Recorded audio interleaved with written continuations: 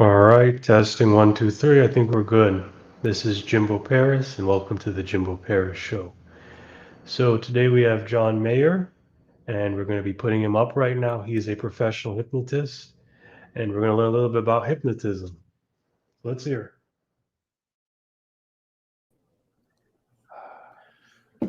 Hey, how are you? I'm doing good. I'm doing good, sir. Fantastic. Good to see you. And where is the Jimbo Paris show out of? Where are you? Baltimore, Maryland. Okay. I am a fellow East Coaster. I grew up in southern New Jersey, but I'm in Salt Lake City now. So it's always good to see some peeps from the East Coast. So can you begin by giving me a summary about yourself? Yeah, I began probably over 20 years ago as a stand-up comic. I graduated from theater and film school, had a degree in screenwriting, but I fell in love with stand-up comedy, and I was doing that professionally for 20 years. Along the way, I had a couple of independent screenplays produced into feature-length films. But I was always, fascinated by the mind. And about 10 years ago, the market of stand-up comedy, began to take a very different turn, kind of in the end of the beginning of the 2000s. And being fascinated by the mind, I began to study hypnosis and went on to retire from stand-up comedy and do a stage hypnosis show. And from doing a stage hypnosis show, I wound up growing a following on my YouTube channel of over 200,000 subscribers doing hypnosis and meditation content, and which is what I currently commit myself to full time right now is helping people be able to tap into the power of their mind the way that it helped me. And it's kind of it's a really different place from where I began as a stand-up comic, hanging out in seedy comedy clubs and seedy bars and that sort of thing, telling jokes to drunk audiences. But I've found it far more rewarding and beneficial to be able to help people tap into the power of their mind. So that's what I am all about. That's what I do right now. And how do you help people tap into the power of the mind? It's allowing people to realize how the subconscious mind functions. And when they understand that and learn how they can actually access that, through self-hypnosis, through meditation, you're basically going from a beta brainwave state, which is what we're in most of the time.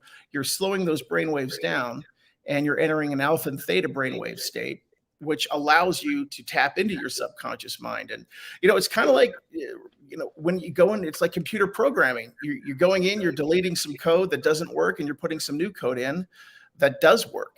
And, it's one of those things where once you begin to do it with a little bit of practice, everybody can make it happen, for themselves. I mean, we already go through a hypnotic state every single day on our own. It's a state of a mind that we naturally access. It's just showing people how they can intentionally trigger that to, make a difference in their life. How do you think that could actually make a difference in the world? This is just me playing devil's advocate. Yeah. Oh no, absolutely.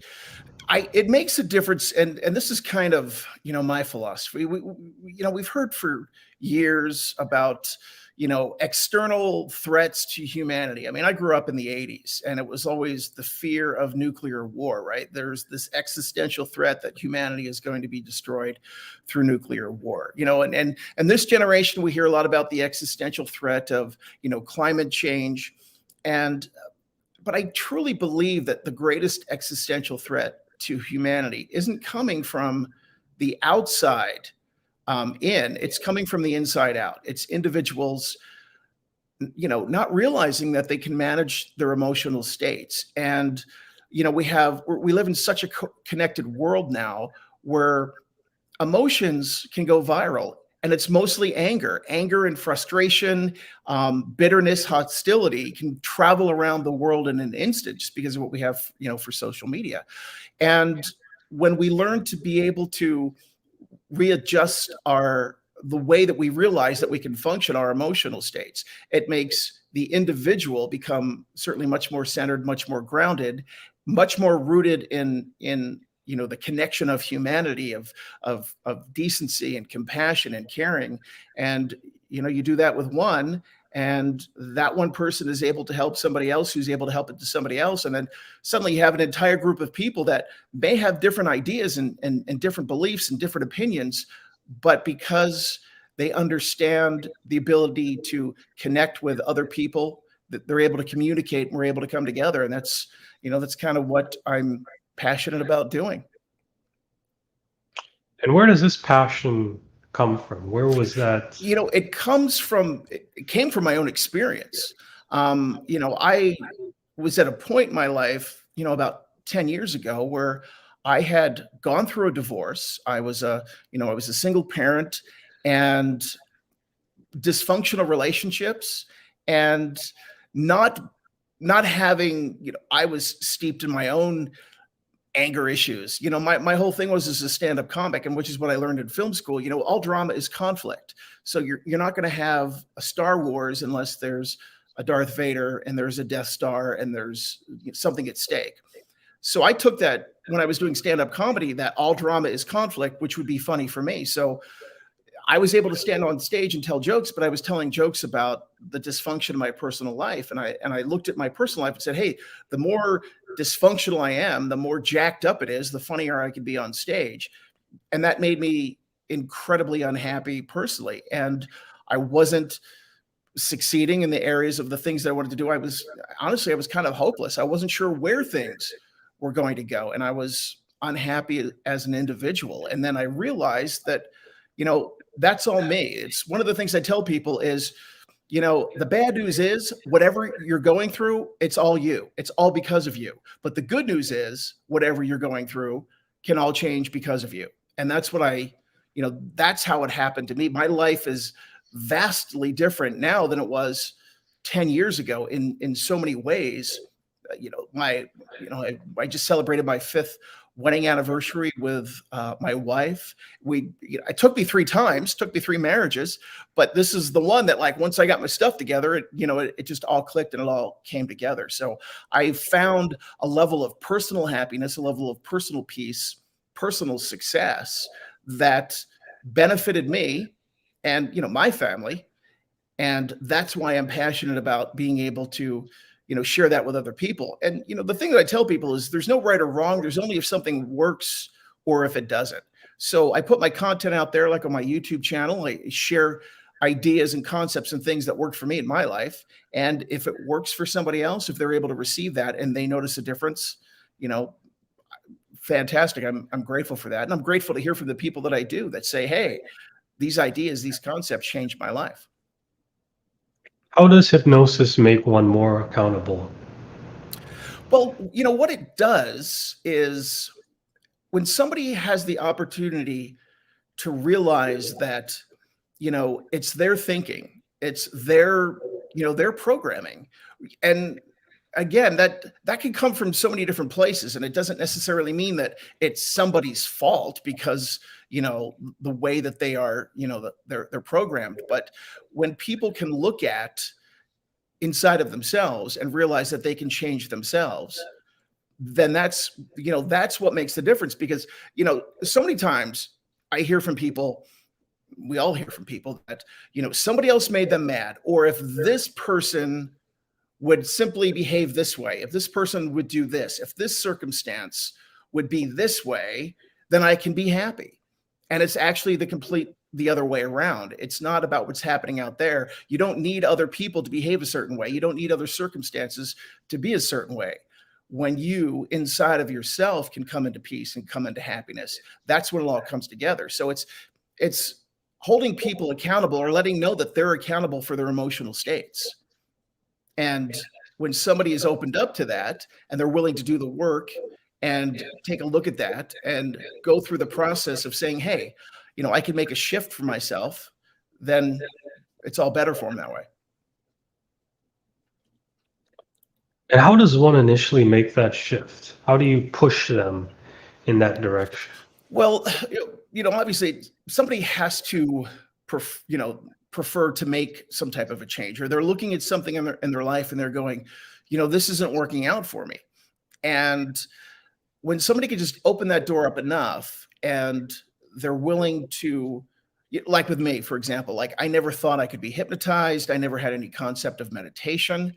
But when I started to do that, when I cracked that door just a little bit, it opened so much up for me. And I tell people it's like, it's like going to the gym. When you walk into the gym, if you haven't been there at all in your entire life, you're not going to be able to lift this weight or deadlift this weight or run so far or whatever. But if you go in there and you do a little bit, then a little bit turns to a little bit more, turns to a little bit more. So it's just about initially, taking that initiative to commit to the fact that, hey, I want to explore this. I want to learn this. And then, the cool thing is once you begin to experience that, even on a small scale, and you begin to see the results, then of course you just want to dive full in down that, down that rabbit hole. So it's just a matter of just saying, hey, I want to sit down in a quiet place alone and, listen to a meditation, listen to a guided meditation, or listen to, self-hypnosis. And that's something that somebody can do, that you just put on a program that can guide you through that. There's a lot of people that go, and do one-on-one sessions. My wife works with people one-on-one, but, there's a lot of people that, they just prefer to, hey, I can pull something up on my phone and listen and start right there. How does hypnosis work? The way it works is you've got your conscious mind and you've got your subconscious mind. And the statistic that I actually, recently heard, it's your conscious mind makes up for about 12% of your total brain power, and your subconscious mind is responsible for about 88% of your total brain power. And, the other thing that I heard about, if you look at it in terms of, computer information, your conscious mind is processing about 7 to 10 bits of information per second, whereas your subconscious mind is processing somewhere around 20 million bits of information per second. So there's a lot more going on in the subconscious mind than what's going on, in the conscious mind. The subconscious mind is our operating system. It's all of our programming. It's all of our ideas and thoughts and things that are connected together that tell us how to feel, how to behave, how to react.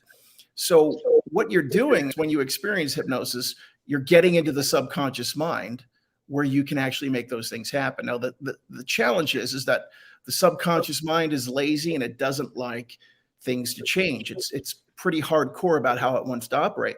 And the analogy I use, it's like the bouncer at a nightclub with a red velvet rope who determines who gets in and who doesn't. So what you're doing is when somebody gets into a state of hypnosis, you're kind of distracting that bouncer with the red velvet rope. It's called the critical faculty. It's that division between the conscious and subconscious mind. It's that gateway. And you're opening that up to let somebody go right into the subconscious mind and then have access to those, our connections, our beliefs. So you can just go right in there and say, instead of feeling this way about this, now you can feel this way about this. Instead of behaving this way, now you behave this way. So it's in a sense, you're kind of tricking the mind to be able to get in there. But once you get in there, there's a lot of things that are possible. And the cool thing about, the subconscious mind is the fact that you can't tell the difference between what's real and what's not. So it's like, you're watching a movie and you're feeling those, like if it's a horror movie or whatever, you're feeling those emotions, you're feeling that fear. Or how many times have we had a dream? And in the dream, no matter how bizarre something is in the dream, in that moment, our mind's accepting it as real. So that's the same thing that happens under hypnosis. When you go into hypnosis, your mind's accepting everything that it's receiving as a real experience, and then will act upon it as if it's a real experience. That's what makes it so powerful. It's kind of like the ultimate form of natural or real virtual reality. So how does someone actually get through that bounce? What are the different approaches? Well, there's a lot of different things that a hypnotist, do. There's not one particular approach or one, particular technique. There's quite a few things that, that can be done. Now, for instance, when I'm on stage, if I was doing a stage hypnosis show, for instance, when I, performed for Royal Caribbean Cruise Line. I had about 5 to 7 minutes really to be able to get a group of people hypnotized. So, you think you have 20 people on stage, you got to move really quickly. You got to do, work really fast. It's like throwing, mud up against the wall and seeing how much of that, sticks. Now, when you work with somebody one-on-one, there's a feedback loop. You're able to kind of observe kind of what's happening. You're able to cater the approach and the style and the techniques that are using, to that individual. Now, when I'm doing things on YouTube, a lot of my content people appreciate to listen to fall asleep at night, or they'll listen to before they fall asleep. So I'm able to take what's called a progressive relaxation approach, where you're doing things to relax different parts of the body and the mind, so you can be a lot slower. You can be a lot more methodical about how you do that. But it's a matter of, it's not like an incantation, a spell with a script. You say these exact words this way, and the end result's going to be hypnosis. But what it comes down to is knowing how the things that you say. For instance, one of the things that's a really powerful hypnosis technique is, they call it leading and pacing. So you might say to somebody, you're sitting there in your chair and you're laying back and your eyes are closed. And now those are all things that if somebody would hear that, their mind is hearing, okay, yes, I am sitting in the chair. Okay, yes, I am leaning back. Okay, yes, my eyes are closed. So the mind is it's creating a yes set, right? It's agreeing with everything it's saying. So once you get through those three things, you're sitting there in the chair, you're leaning back, your eyes are closed, and you're beginning to relax and open up your mind to the things that I'm saying. So it's the mind is going, yes, this is true. This is true. This is true. And then you throw in the hypnotic suggestion, and then the subconscious mind just continues to go, okay, yeah, that must be true. I am opening up my subconscious mind to receive suggestions. So, you're doing these things that, and essentially in ways you're tricking the mind, you're tricking the subconscious mind. You're also distracting the conscious mind to be able to not necessarily pay as close, attention. Like I said, you're getting that bouncer with a red velvet rope to look away. So there's all these different things that a hypnotist will do, different approaches, different, techniques and styles to, there's not one size fits all. When I'm putting my content out there on YouTube, essentially I have to try to be, one size, fits all. You're putting something out there for the entire world. Not everybody is going to receive what I do, but a large portion of people will be receptive to my style and, and my approach. So. And what are some of the common misconceptions that people have about hypnosis? One of the big things is that people think, well, number one, a lot of people think, can I get stuck in hypnosis? Like if I get hypnotized, is it going to be a comatose state? Am I not going to, am I going to be able to get out of that? That's not the case. You're not going to be stuck in hypnosis. A lot of people think that you're just turning over control to somebody else, the hypnotist, and that's not the case either. Our minds are so deeply rooted in our moral programming that if you were to hypnotize somebody and say, go rob a bank, unless they're a bank robber, they're not going to go rob that bank. So you can't be completely controlled and you can't stay stuck in hypnosis. Those are the two big things that people say about or ask about hypnosis relative to any type of misconceptions. Speaking of people, how did you build your client base? How did you go from being a regular hypnotist to then having this now, a whole community of people? Well, and how does your audience additionally benefit from your position as a hypnotist as well? The first part of that was kind of interesting because, I'd spent 20 years doing stand-up comedy. So when I decided to train in stage hypnosis, a lot of people that do that are just starting out, probably they don't necessarily have a lot of stage experience. You'll have some guys that might be magicians. There's a lot of people that are DJs or whatever. You'll have some people that, they were hypnotists, professional hypnotists, like with a practice, and now they want to do a stage show. So for them, there's a lot of trying to figure out how this is going to work. Now, what happened for me is, as soon as I trained in stage hypnosis, I was able to go back to all my entertainment contacts, the bookers, the managers, the people that had, rooms, and the agents and those, the talent agencies. And I went back and said, hey, guess what? Instead of, stand-up comedy, now doing a stage hypnosis show. So I had a really big database to be able to tap into to get myself shows. And so I was able to take off considerably doing my stage hypnosis show. And as I took off, I expanded my audience base, because now it wasn't just comedy clubs or bars. I was doing high-end corporate events. I was doing universities and high schools, and then Royal Caribbean Cruise Line.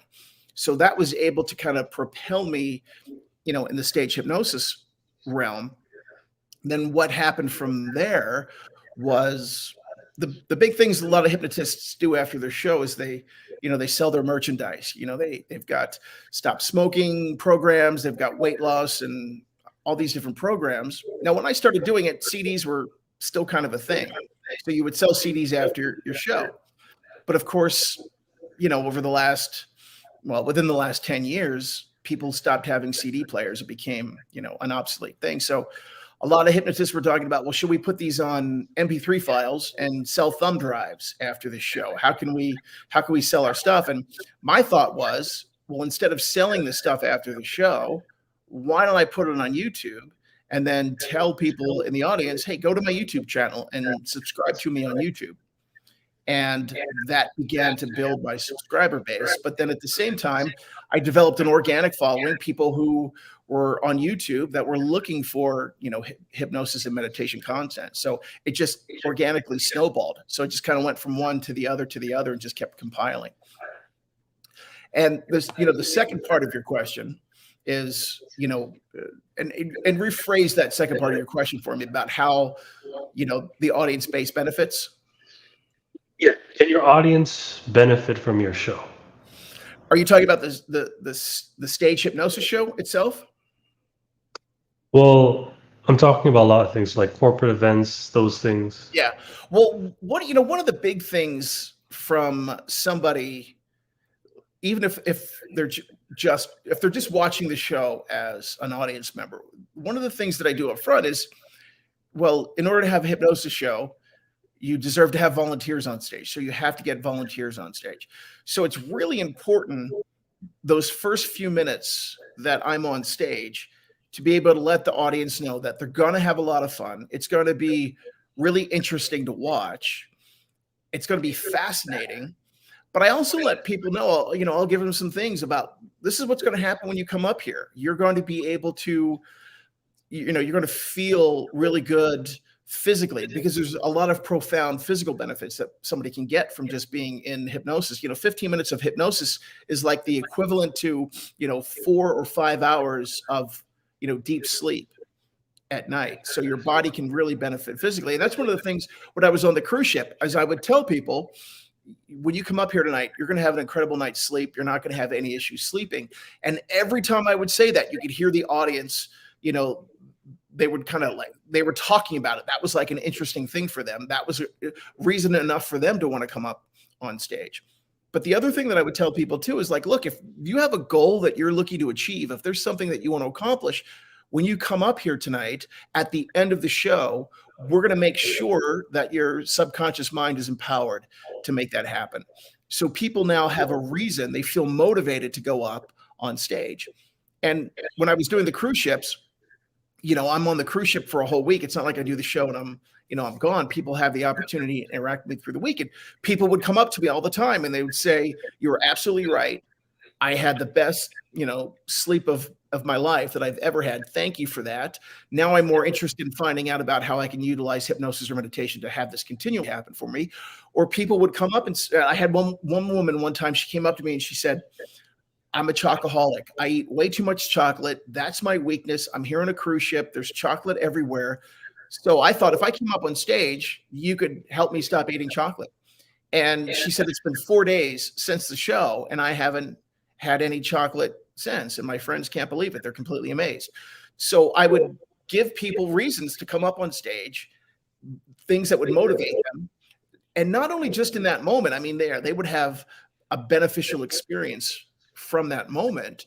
But now all of a sudden they're realizing, hey, there's a lot more potential for me here. If I continue to go on and, continue to practice hypnosis or, practice meditation, it could open up so many things for me.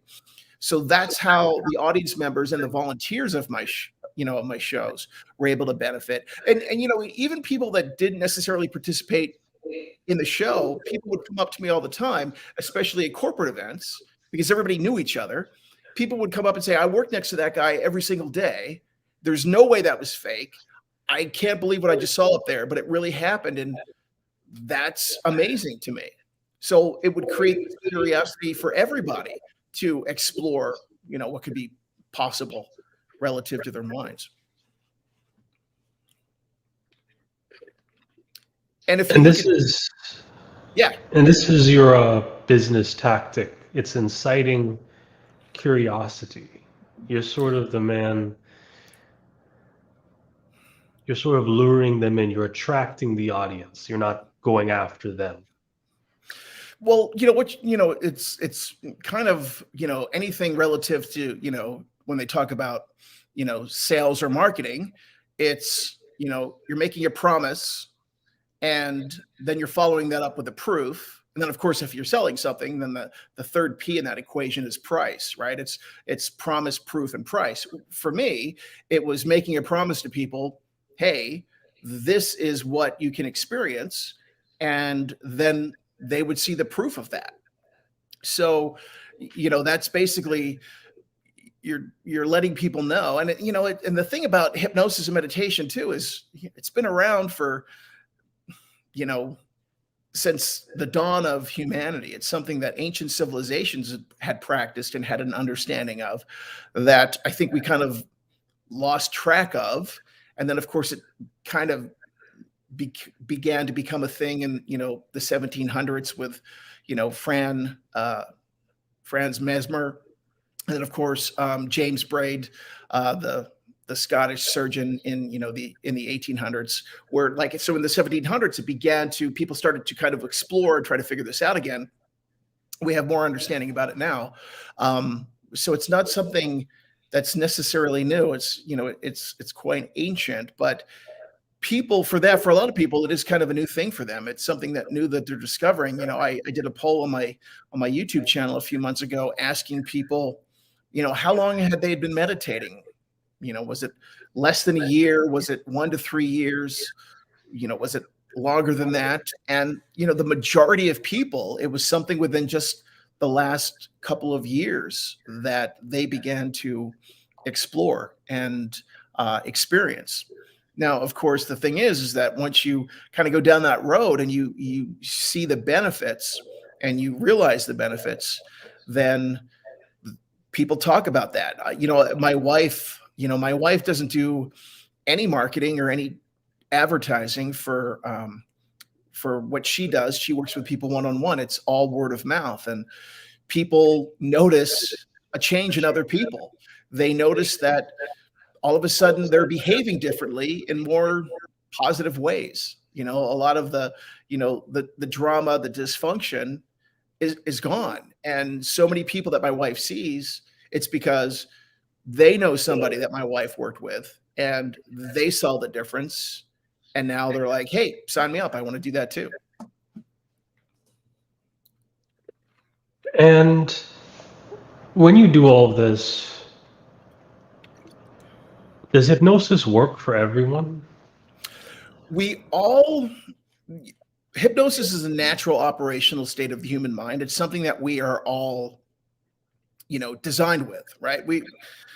Everybody experiences it. I mean, you actually you pass through a state of hypnosis when you go to sleep at night, where it's like you're trying to talk to somebody that's staring at their phone screen and they have no idea that you're trying to have a conversation with them. They're oblivious. That's a form of hypnosis. Now, intentionally triggering that state and intentionally accessing that state is very different. If it's something that somebody is open to, then they'll be able to, it might take practice. Some people, it might happen quickly, and some other people, they might have to develop it over a period of time. But then, the flip side of that too is, I did a show a few years ago, and it was for a local sheriff's department. And we did the show, and I'm calling for volunteers, and they were kind of a rough and rowdy group, and volunteers were it was a little challenging to try to get some volunteers up on stage, but a lot of people were pushing. There was a woman who was the head of the county jail, and they're like, you need to go up on stage and do this. And this woman decided to come up on stage, but she was like, this is ridiculous. This is stupid. I've never been hypnotized. This isn't going to work on me.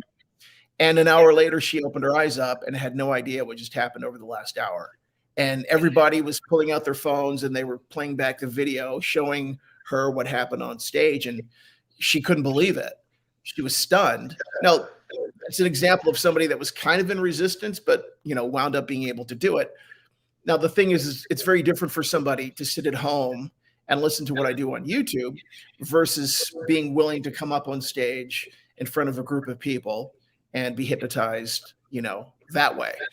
So for some people, if they're in resistance to it, if they're really in their head, people are watching, or I'm on stage, whatever the case may be, then it's most likely, it's not going to work for them.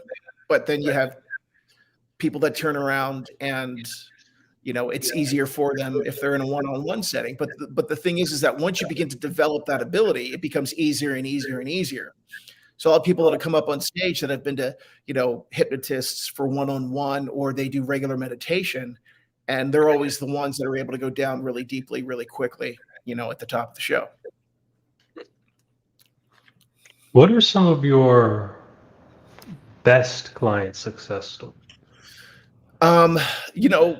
What I would say, because I don't really work with people one-on-one. My wife, she's the one that works with people one-on-one. But, relative to me, I read comments every single day, on my YouTube channel, where people will share with me how much they've benefited from, my programs, my meditations, or my hypnosis, how much easier it is for them to fall asleep at night, how much they are able to reduce stress in their lives, how much, that they feel more confident. So all, these areas of the things that we think of as, personal development or personal success, just the average everyday, life things that a lot of people struggle with.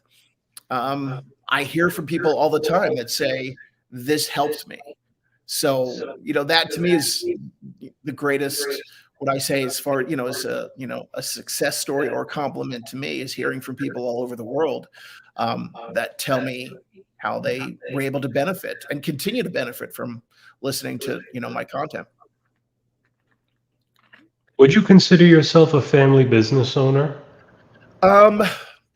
Well, probably. I am a small business owner. So yeah, I own my own business to be able to, to do what I do, where everything goes through. So yeah, I own my own company. So small business owner for sure. Yeah. And when you do all this and you market and you draw in this audience, how did you cultivate or mix up that comedic skill within your hypnotism skill?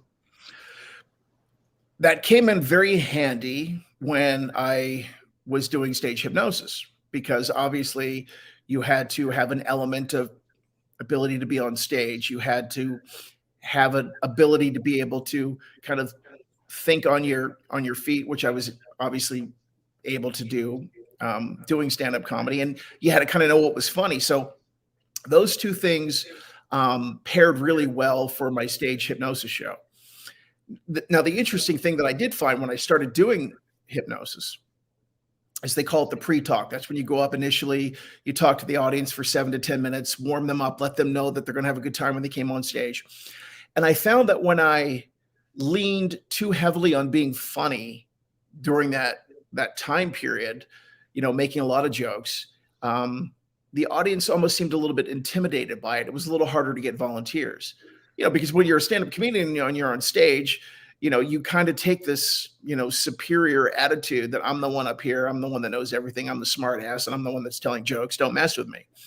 So I realized that when I was doing my pre-talk, I had to dial that back a little bit. I still wanted to be a little bit funny to make the audience laugh, but not over the top. And then, of course, when you brought audience members on stage, it was a thing where you didn't want to do anything that was going to, completely, embarrass them. You had to let people know that it was, if you're up here, if you're participating, it's things that you're going to, want to be able to, experience. It was funny because I did have a guy one time after, one of the cruise ship shows, and he said, well, you told people that they weren't going to be embarrassed. And I go, well, yeah, that's right. And he goes, would you rethink that? Because, there's people up on stage. And of course, people were doing goofy, silly stuff on stage. And I said, would you go up and do that? He goes, no, I wouldn't go up and do that. I go, so you didn't? Okay. These were people who were comfortable, being up on stage and, being silly, doing, goofy stuff. So, but it's not going to be to the point where it's like, somebody's completely mortified and they don't want to face people. So obviously if you're doing a corporate event, you have to be very careful because these people are going to see each other, again on Monday or whatever the case may be. But now when it came to doing what I do relative to YouTube, humor is not really a big part of that. My theater and film and my writing ability obviously mashed up really well with that because I had experience on how to write and how to produce and how to edit and do all that sort of stuff. So that paired really well with me being able to do hypnosis, but not necessarily be funny. So there's obviously you put yourself out there on YouTube and people are opening themselves up to receiving my guidance as far as going into their mind and being hypnotized. That's obviously something that you take very seriously, and you don't make jokes out of that for people. So the stuff that I do on YouTube is not necessarily very funny because it has obviously a deeper meaning, which is interesting is my personal life. I mean, obviously I was a stand-up comedian for a very long time. So I like jokes and, I probably have kind of a dark sense of humor sometimes, but you just kind of have to learn to compartmentalize that stuff. How do you combat the hecklers? Those were only kind of a case when I was doing stand-up comedy, not necessarily so much when I was doing hypnosis.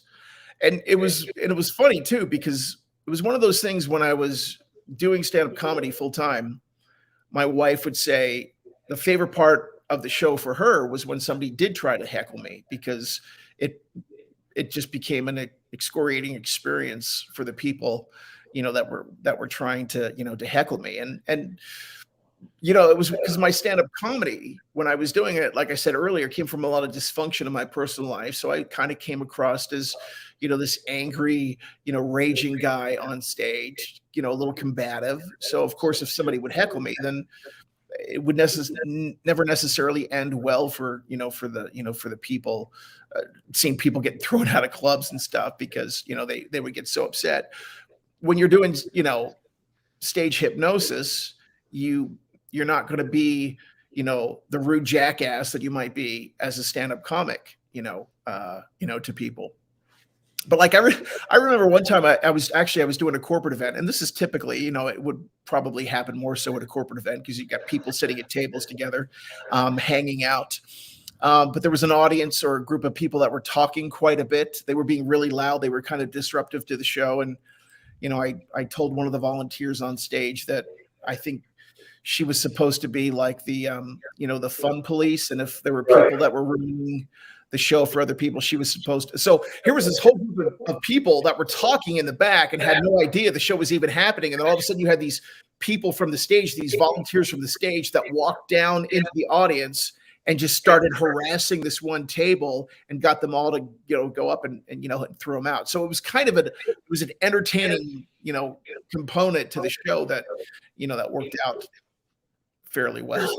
So, and, obviously on YouTube, you get hecklers there too. There's a lot of, there's a lot of trolls there. There's a lot of people that don't necessarily subscribe to what I do or believe in what I do or don't like what I do. The most of my views come at night.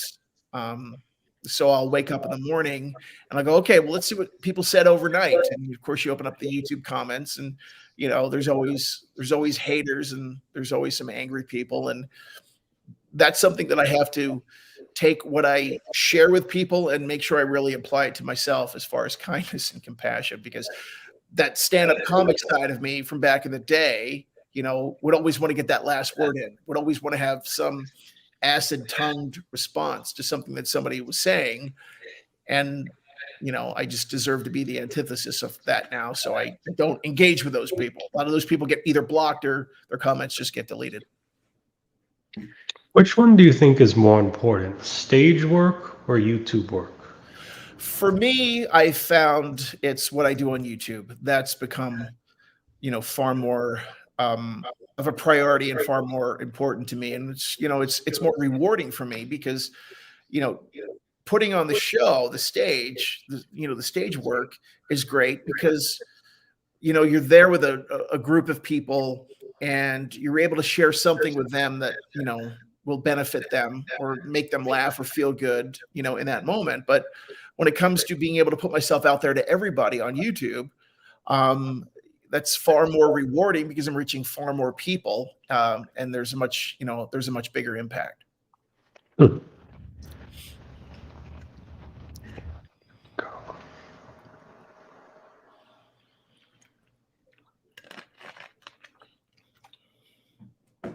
Yeah, I'm going to switch to my emergency camera. Okay. I can see you. Can I hear you? I can see you, but I can't hear you. Your mic's muted.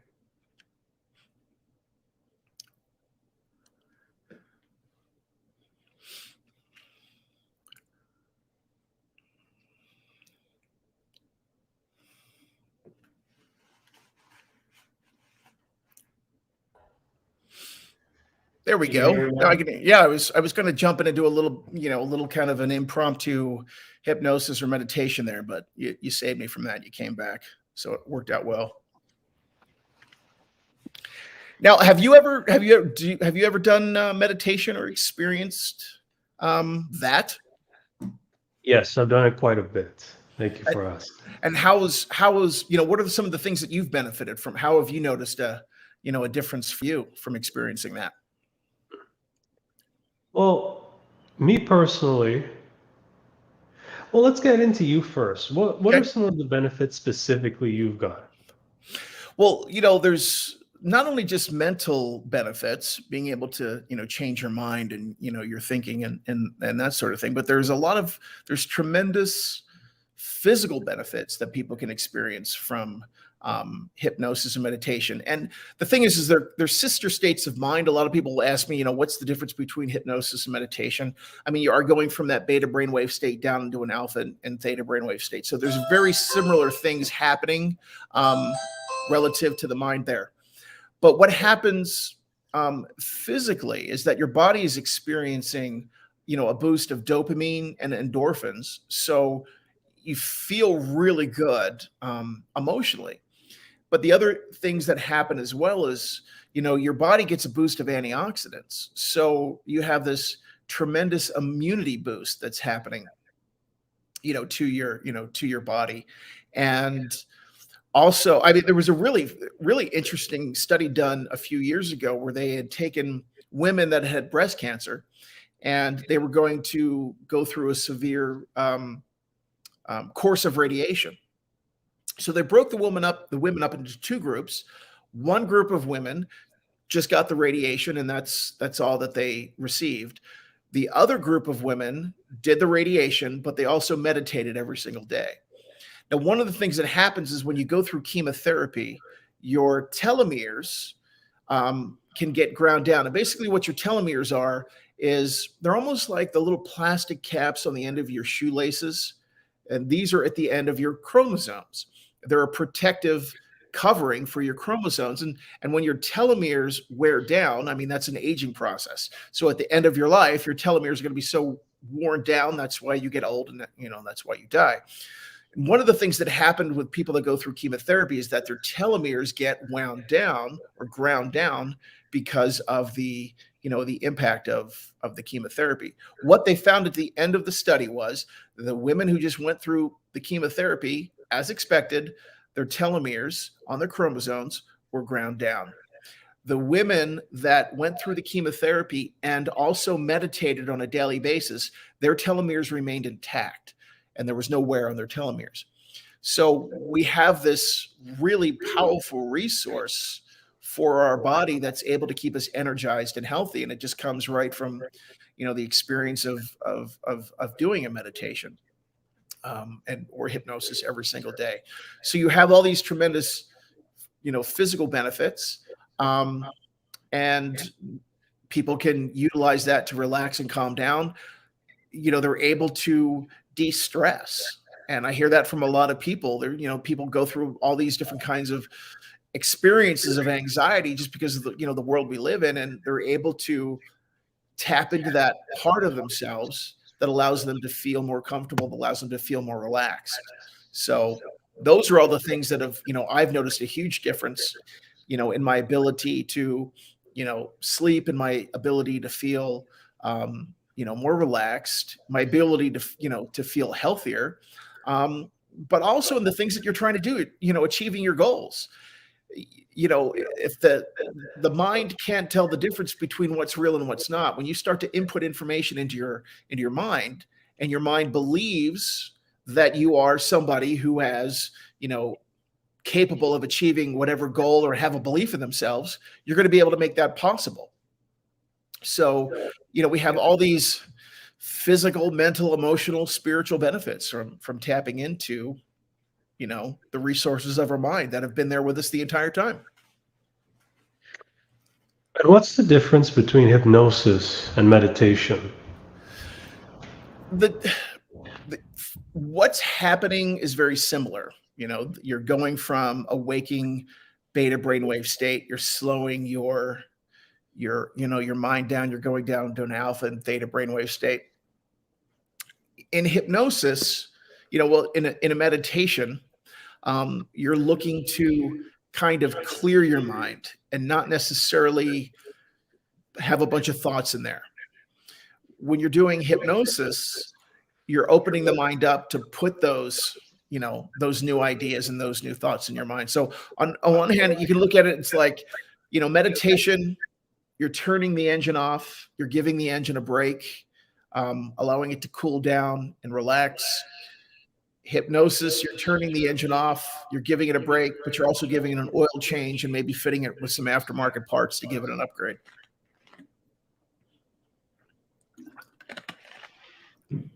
And so which one do you think is most ideal for beginners? Either one. If somebody's just starting out, we hear a lot of the words guided hypnosis, guided meditation, sleep hypnosis. A lot of them are interchangeable. So, you're going to find programs on YouTube that maybe say it's a guided meditation, or say that it's, a guided hypnosis, or it's a hypnosis meditation. Find something that you feel aligns with you. If there's something that you're looking to do and you say, well, you know what, I don't have an hour, but I have 20 minutes. I find a program that's, 20 minutes long or 30 minutes long or whatever works. And you just start to experiment. You just find something that resonates with you, that you're interested in, and just explore it. I always tell people there's no right or wrong. There's only if it works for you. So experiment, take different programs for a test drive, different hypnotists. There's a lot of people that tell me They love me. They don't listen to anybody else. There's people that tell me they hate me and they would never listen to me and they only listen to other people. So it's just what works for you. So that's what I always tell people. If you're looking to do it, it's not a mystery. It's not that hard. It's an easy thing to tap into. So just pull up a guided meditation and follow along and listen to it and just keep doing it. Work your way up to bigger things. And what do you think about the differences between regular and guided meditation? One is better than the other. And it's up to the individual. It's what works. There was a time that I never would have believed that I could sit in the lotus position in complete silence and not move for 30 minutes and have it be an incredibly euphoric and powerful experience. But about a little over, probably a year and a half ago, I committed to wanting to do meditation. So for me, but there are times as well. It's like if there's a subject matter that I'm looking to address, there's something I kind of want to get fired up in my subconscious mind, then I'll listen to something where somebody's talking me through something, where they're walking me through a process or they're sharing hypnotic suggestions that my subconscious mind is going to pick up. So they have kind of different purposes. I mean, they both will allow somebody to relax. They're going to allow you to feel really good. You're going to have those emotional states. One is just you're flying solo with nothing coming into your head. The other one is somebody would be speaking to you and guiding you along. And when you did all of this, what's one piece of advice you would give to yourself, your younger self, in your position that you're in now? Like if I could travel back in time and find myself in high school, I would say start learning this stuff and applying it and doing it right now. Not necessarily an angle as far as a career, but just in your personal life, learn to meditate and reap the benefits.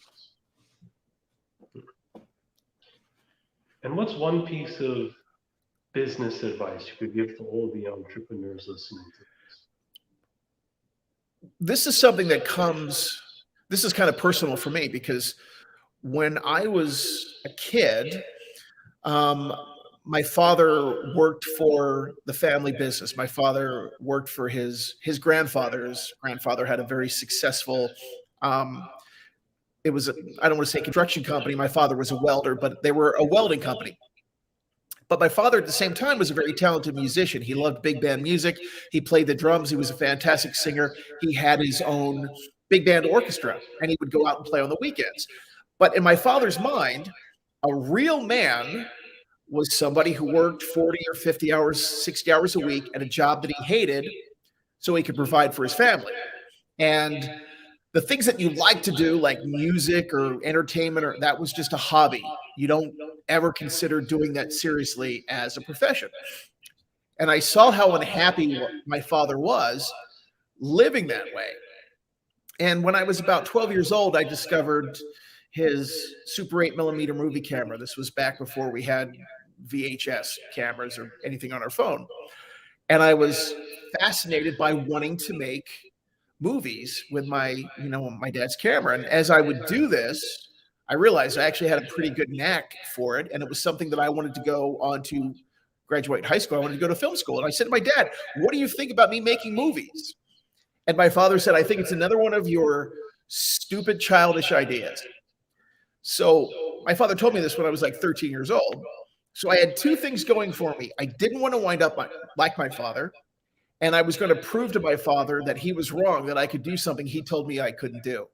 So I went to film school. I graduated, was able to, I still write screenplays. I've had stuff produced. I still do other video production stuff outside of my YouTube channel, if it's something that is of interest to me. So I just tell people, if you want to do it, if it's something you're passionate about, nobody can tell you otherwise.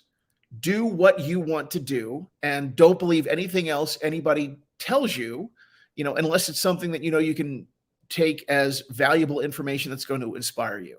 So that's and that's what I tell my kids. I will be the first person, whatever you want to do, I will be the first person to say, hey, let's figure out a way for you to do this, and encourage you to make sure that, you can do it. If you're, it's the cliche, but we hear it. If you're doing something that you love, then you're never working a day in your life. And that's really what it's about. It's about doing what you love, being able to earn a living at it and enjoy doing what you do. And if you can help other, if it's a process where you're helping other people, along the way, then it makes it, it makes it even better. So always believe in yourself. And hypnosis and meditation can help with that. And when you talk about believing in yourself, how does one accomplish that? It's what you have programmed into your subconscious mind. That's really what it is. It's, if you have confidence or if you don't have confidence, it's all the result of the wiring that's happening inside your head. And it came from someplace, from somewhere. And that's the thing about the subconscious mind, is that we don't necessarily know where something came from. We don't know how something got there. Now, for me, when I was a kid, hearing my father tell me that he thought something I wanted to do was a stupid idea and that I couldn't do it, well, that moment created enough anger or pain or frustration in my mind that got linked up pretty strongly in my mind. And my goal was to set out to prove my father wrong. And that was a drive for me. But then, people, for example, I'll talk to people that have had bad relationships, something that happened, they want to have a loving romantic relationship, but things keep going south. And, you trace that back to, they had an experience where they were in love and they got hurt. And the subconscious mind says, man, relationships equal pain. So if we find ourselves going down the road where we're going to get in a relationship, we're just going to sabotage that so we don't have to experience pain later on. So it's all stuff that's in our mind. You don't necessarily have to know where it came from, but if you're able to acknowledge, well, this is what I think, this is my patterns of behavior, this is what I do. Okay, well, what would be the opposite of that? And then you focus to, make those changes within your mind. You're disconnecting one association and emotional state, and you're reconnecting something that's more empowering for you. I really like this interview. Can you please give me some final words that you'd like to give to the audience? Final words is your mind is this incredible power source, and a lot of it is untapped. I mean, a lot of it's tapped that works against us in some ways. But when we kind of realize how that balance of power can happen in our mind, we can make profound changes and have the experience of physical reality that we're looking to have, that we create inside of our, our minds first. So I would encourage everybody to, explore meditation, explore hypnosis. Go to my YouTube channel. You can subscribe to me there. I've got a ton of content on there of different lengths of, different themes that somebody can experience. So I would love it if they would check me out there on YouTube. Okay, I'm Jimbo Paris, and this is the Jimbo Paris Show. Thank you again. Thanks, Jimbo. Appreciate it.